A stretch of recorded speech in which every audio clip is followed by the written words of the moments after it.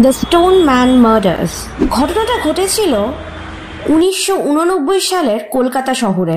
গরমের রাত্রে যখন মানুষ একটা অস্বস্তিকর আবহাওয়ার মধ্যে রাত কাটাচ্ছে, সবাইকে চমকে দিয়ে দেখা গেল এক অদৃশ্য আতঙ্ক। রাত যত গভীর হতো, শহরের ফাঁকা গলিপথে হঠাৎই ছায়ার মতো ভেসে উঠত এক রহস্যময় খুনি।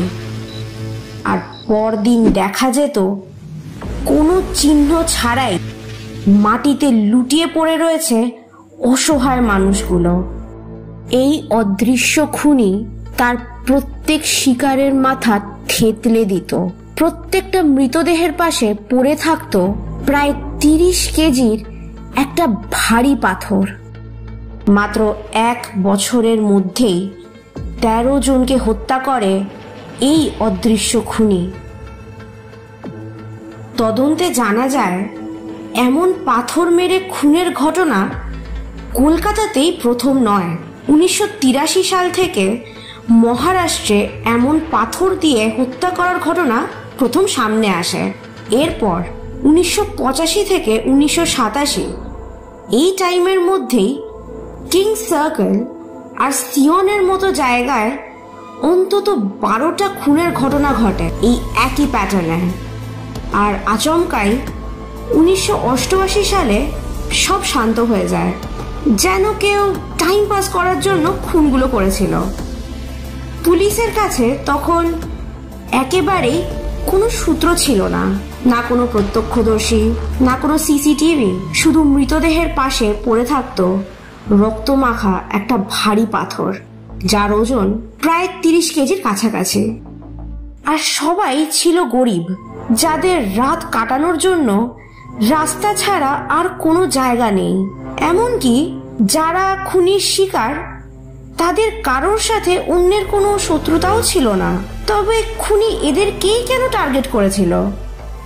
তবে কোনো প্রত্যক্ষদর্শীর বর্ণনার অভাবে এই খুনির কোনো নিশ্চিত শারীরিক বর্ণনা কখনোই পাওয়া যায়নি।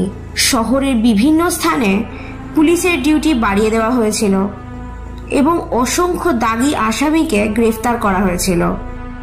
কয়েক দফায় গ্রেফতারের পর জিজ্ঞাসাবাদের জন্য কয়েকজন সন্দেহভাজন ব্যক্তিকেও ধরা হয়েছিল, আর তারপরে হত্যাকাণ্ড বন্ধ হয়ে যায়। তবে প্রমাণের অভাবের কারণে সন্দেহভাজনদের ছেড়ে দেওয়া হয়েছিল। তখন শহর কলকাতা স্টোন ম্যানের হাত থেকে মুক্তি পেয়েছে এমনটাই ভাবা হচ্ছে। 2009 সালের ফেব্রুয়ারি মাসে আসাম রাজ্যের গুয়াহাটি শহরেও একই রকম ঘটনা ঘটে।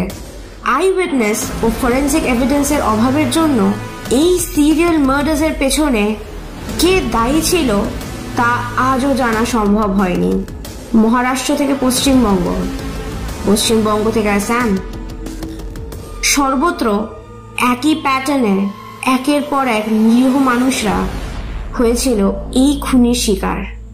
নিউজ পেপারে নাম দেওয়া হয়েছিল স্টোন ম্যান, কিন্তু 3 জায়গাতেই খুনের পেছনে একই লোক, নাকি আলাদা, নাকি কোনো গ্যাং?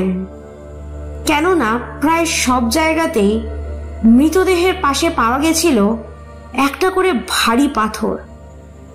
একজনের পক্ষে এমন ভারী পাথর তুলে হত্যা করা কি সম্ভব? এমন অনেক প্রশ্ন নিয়ে এই অদৃশ্য হত্যাকাণ্ডের মূল অভিযুক্ত সর্বদাই থেকে গেছে আনসলভড মিস্ট্রির খাতায়, আর প্রশ্নগুলো থেকে গেছে উত্তরের আশায়।